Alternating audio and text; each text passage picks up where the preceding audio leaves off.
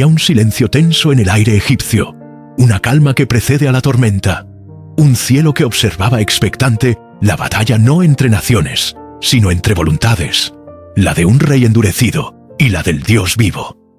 En el centro de esta historia no está solamente el faraón, ni Moisés, ni Egipto, sino el carácter revelado de Yahvé, que obra tanto con justicia como con paciencia, tanto con juicio como con redención. En este punto del relato, no estamos meramente contemplando eventos históricos, sino una revelación teológica profunda sobre la soberanía de Dios y la dureza del corazón humano. Como leemos en Éxodo 10, 1. Porque yo he endurecido su corazón y el corazón de sus siervos, para mostrar estas mis señales en medio de ellos. El texto hebreo intensifica esta declaración usando un doble pronombre. Ani, hikbadti, es decir, yo, sí yo, he hecho pesado su corazón. El verbo kabed, hacer pesado, no describe simplemente una actitud terca o una emoción pasajera, sino una condición espiritual profunda. Un corazón que ha sido cargado de obstinación, como parte del juicio divino. No se trata de una acción caprichosa, sino de una medida deliberada con un propósito revelador. Esta afirmación ha suscitado preguntas importantes a lo largo de los siglos. ¿Es justo que Dios endurezca el corazón de una persona? ¿Dónde queda el libre albedrío? La Escritura, sin embargo, no presenta este acto como una negación de la libertad humana, sino como un escenario en el que la soberanía de Dios y la responsabilidad humana se entrelazan. Faraón ya había mostrado reiteradamente su rechazo a la voz de Dios. El endurecimiento divino no crea un corazón rebelde, sino que confirma y magnifica esa elección en un contexto de juicio. Como lo explica Romanos 9:17, Pablo interpreta este evento como parte de un diseño más amplio, porque la Escritura dice a Faraón: para esto mismo te he levantado, para mostrar en ti mi poder, y para que mi nombre sea anunciado por toda la tierra. Es decir, Dios permitió que Faraón llegara al poder y persistiera en su rebeldía para hacer de su caída una lección global y duradera. Su resistencia se convirtió en un púlpito desde el cual Dios proclamó su justicia, su poder redentor y su victoria sobre la opresión. Dios no actúa como un dictador arbitrario, sino como un juez justo que revela su gloria, incluso por medio de aquellos que se oponen a él.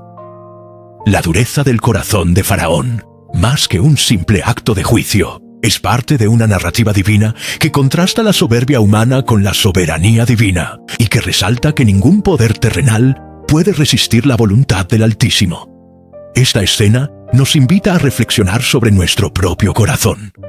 ¿Cuántas veces hemos resistido los llamados de Dios? ¿Cuántas veces nos hemos endurecido en lugar de responder con humildad? El faraón representa aquí no solo a un rey antiguo, sino a toda alma orgullosa que pretende sostener su reino personal frente al Creador del universo. Además, en esta contienda espiritual, no solo el faraón es probado, sino también Moisés. Él debe confiar en el plan de Dios, incluso cuando las circunstancias parecen ir en contra del propósito prometido. La fe de Moisés se afianza al ver que detrás del retraso está el diseño perfecto de un Dios que no improvisa. Como leemos en Isaías 55, 8, 9. Porque mis pensamientos no son vuestros pensamientos, ni vuestros caminos mis caminos, dice Jehová. Como son más altos los cielos que la tierra, así son mis caminos más altos que vuestros caminos. El silencio en Egipto no era ausencia de acción, sino preámbulo de la mayor manifestación del poder divino. Era el susurro antes del trueno. En esa tensión se juega la fe, la obediencia y la historia de una nación entera. Y en esa tensión también se juega nuestra historia cuando, como faraón, nos rehusamos a dejar ir aquello que Dios nos está pidiendo rendir. Así inicia la gran contienda espiritual, no simplemente entre un profeta y un rey, sino entre la voluntad humana y la voluntad divina.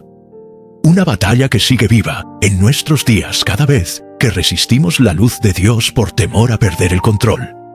Pero, ¿por qué Dios actuaría así? ¿Por qué permitiría una sucesión de calamidades tan intensas y devastadoras? La respuesta no está únicamente en el castigo, sino en la pedagogía divina. como leemos en Éxodo 10:2, para que cuentes a tu hijo y a tu nieto cómo me he burlado de los egipcios y cómo he mostrado mis señales entre ellos, y para que sepáis que yo soy el Señor. Aquí, el verbo contar no es un simple relato, sino una responsabilidad espiritual y generacional. El término hebreo usado comunica la idea de narrar con propósito, de preservar un testimonio que eduque, transforme e inspire. No se trata solo de recordar eventos, sino de que esos eventos lleven al conocimiento de Dios. Y conoceréis que yo soy el Señor, es la meta. Este propósito pedagógico está presente en todo el relato del Éxodo. No es simplemente una historia de opresores y oprimidos, sino un drama divino donde se forma una identidad espiritual. Como lo confirman los Salmos 78, 105 y 106, el recuerdo de las plagas formó la base del currículo espiritual de Israel. Estos salmos actúan como himnos catequéticos, donde los hechos históricos se convierten en enseñanza espiritual, para que pusieran en Dios su confianza y no se olvidaran de las obras de Dios, sino que guardaran sus mandamientos. Salmo 78, 7, como lo vemos en Deuteronomio 6, vers 7. Y las repetirás a tus hijos, y hablarás de ellas estando en tu casa, y andando por el camino, y al acostarte, y cuando te levantes. La historia de la redención debía enseñarse como parte del ritmo cotidiano de la vida. Las plagas no eran solamente para los contemporáneos de Moisés, sino para los hijos y nietos de cada generación. Este mandato nos recuerda que la fe no se transmite genéticamente, sino por medio del testimonio activo. Los milagros de Dios no se conservan con el silencio, sino con la narración.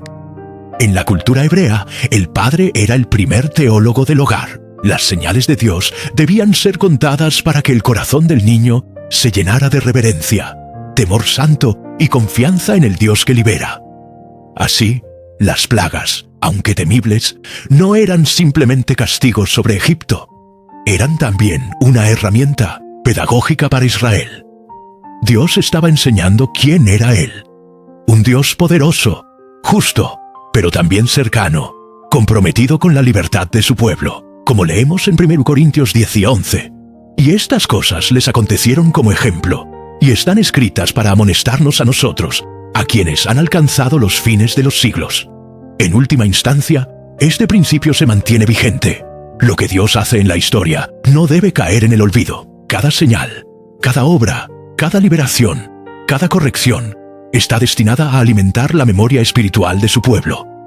Porque un pueblo que olvida sus raíces, pronto olvida su destino.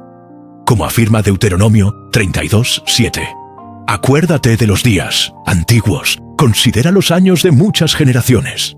Pregunta a tu padre, y él te lo declarará. A tus ancianos, y ellos te lo dirán. Estamos enseñando a nuestros hijos quién es Dios a través de lo que ha hecho en nuestras vidas. Les estamos contando nuestras propias liberaciones, nuestros propios desiertos, nuestros propios milagros. Las plagas nos recuerdan que Dios habla en la historia y que nuestro deber es escucharlo, recordarlo y proclamarlo. Faraón oscilaba entre la arrogancia y el temor, entre breves destellos de humildad y el rápido regreso a su dureza. He pecado, esta vez. Jehová es justo, y yo y mi pueblo impíos. Éxodo 9:27. Admitió en una ocasión, pero poco después, cuando vio que la lluvia cesó, endureció su corazón. Éxodo 9:34. Esta vacilación refleja también la naturaleza humana, que muchas veces se arrepiente de palabra, pero no de corazón. Como lo afirma Proverbios 28:13, el que encubre sus pecados no prosperará, mas el que los confiesa y se aparta alcanzará misericordia. Entonces vino la octava plaga, las langostas. Como leemos en Éxodo 10:5, cubrirán la faz de la tierra, de modo que no se podrá ver la tierra, y comerán lo que escapó, lo que os quedó del granizo. Esta plaga representa un punto de quiebre, visual y tangible en la narrativa. Lo que antes eran advertencias y calamidades aisladas, ahora se convierte en un desastre total e innegable. La esperanza de una nueva cosecha, lo último que quedaba tras el azote del granizo, se disuelve ante la llegada de este gran ejército de insectos destructores, como lo llama el profeta Joel en 2:25. Joel 2:3 nos ofrece una imagen apocalíptica de lo que significa una invasión de langostas. Delante de él consumió fuego, tras de él abrasó llama. Como huerto del Edén será la tierra delante de él, y detrás de él como desierto asolado. Este evento transforma el paisaje de esperanza en un testimonio de desolación. Las langostas no solo representan juicio, también desenmascaran la impotencia de los dioses egipcios, especialmente aquellos asociados a la fertilidad y la agricultura. El impacto fue tan grande que los siervos de Faraón, quienes hasta ahora habían seguido ciegamente sus decisiones, comenzaron a quebrarse. Como lo vemos en Éxodo 10:7, exclamaron: ¿Hasta cuándo este hombre nos será causa de ruina? Deja ir a los hombres para que sirvan al Señor su Dios. ¿No ves que Egipto está destruido? Esta pregunta es tanto una acusación como una súplica. La palabra hebrea para ruina, avade, implica destrucción total, pérdida irreversible. Lo significativo de esta plaga no es solo su capacidad de destrucción, sino su efecto en la percepción espiritual de los egipcios.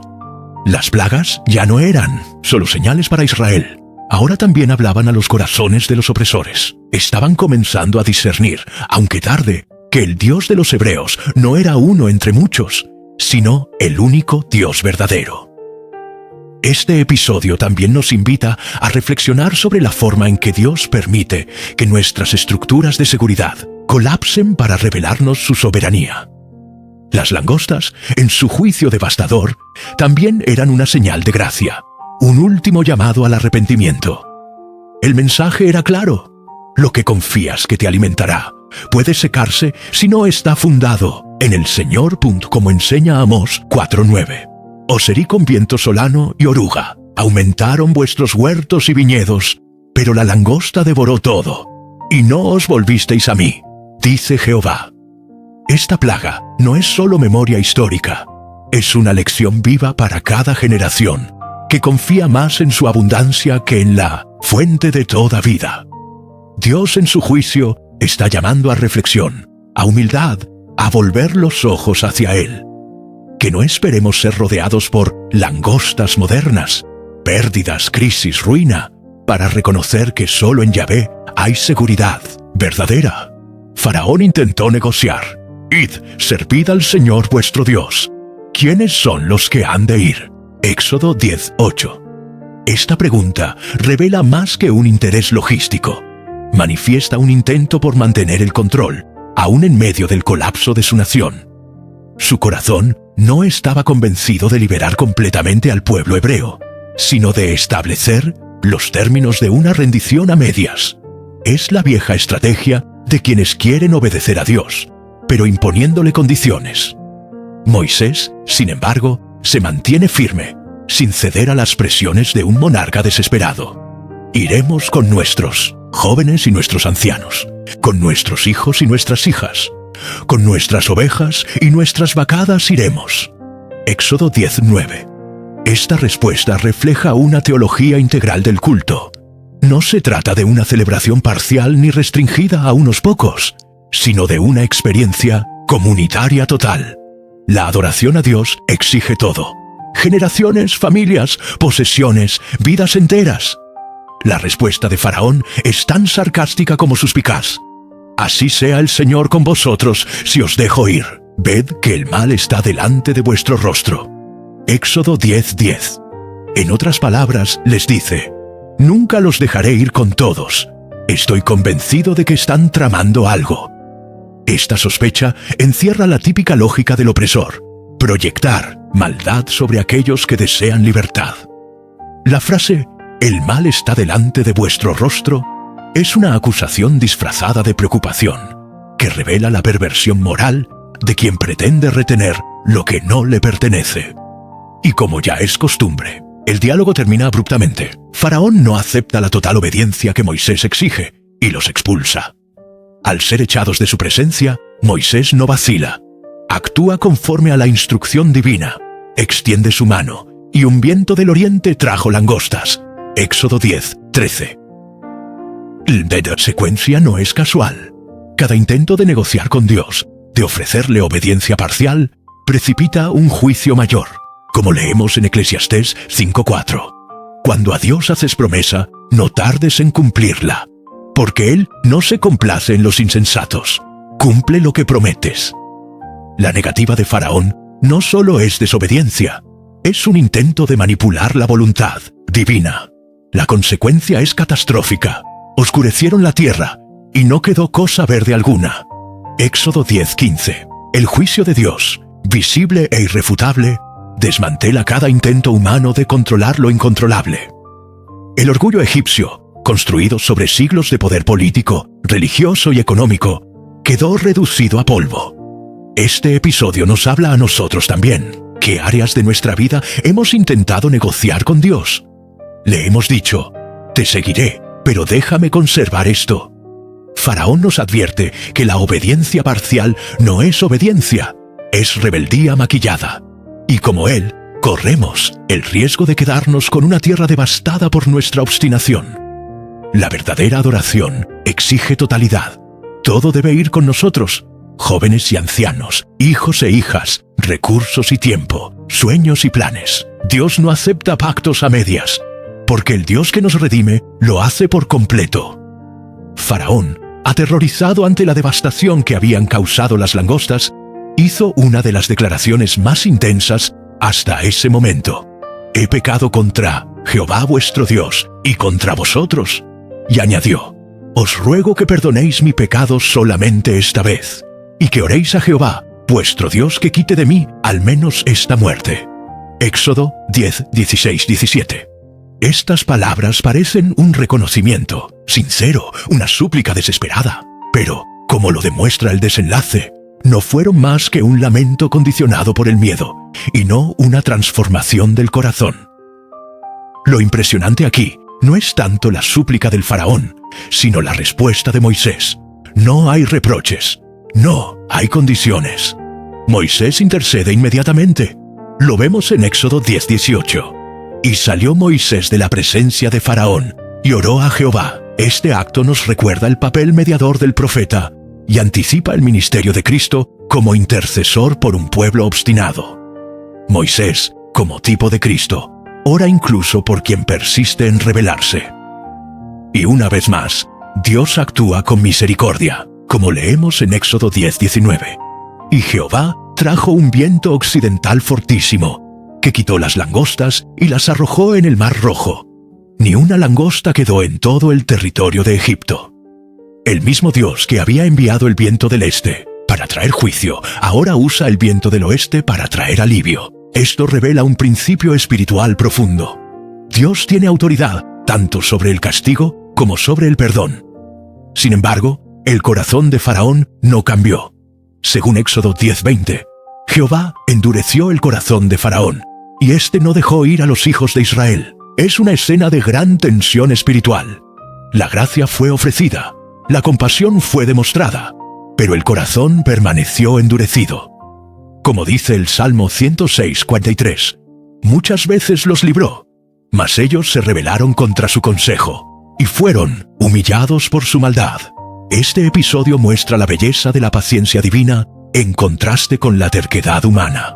Moisés, con su intercesión, nos enseña a responder al pecado de otros con oración más que con juicio. Y Dios, con su respuesta al clamor de un rey impenitente, nos enseña que su misericordia no es limitada por la maldad del ser humano. Pero también nos advierte, la misericordia de Dios no debe tomarse como licencia para la dureza.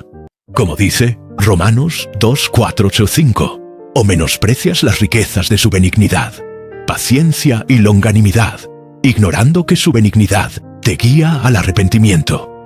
Pero por tu dureza y por tu corazón no arrepentido, atesoras para ti mismo ira para el día de la ira. En esta escena vemos una oportunidad de redención ofrecida, una intercesión elevada y una compasión respondida, pero también una decisión trágica de endurecerse una vez más. Este pasaje nos deja ante una pregunta. ¿Seremos como Moisés, agentes de intercesión y esperanza? ¿O como Faraón, que recibe misericordia pero la desecha por orgullo? Entonces vino la 9ª plaga, las tinieblas.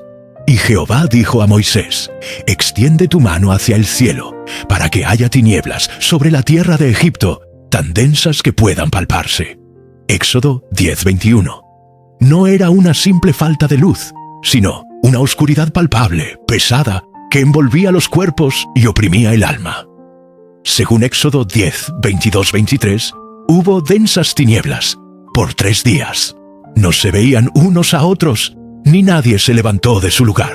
Sin embargo, en un contraste revelador, todos los hijos de Israel tenían luz en sus moradas. Este contraste no es un detalle estético, es una declaración teológica. Donde Dios habita, hay luz.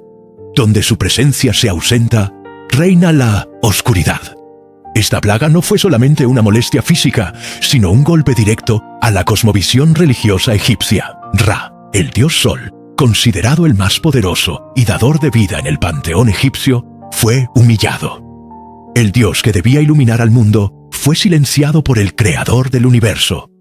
La oscuridad, en la Biblia, tiene connotaciones profundas.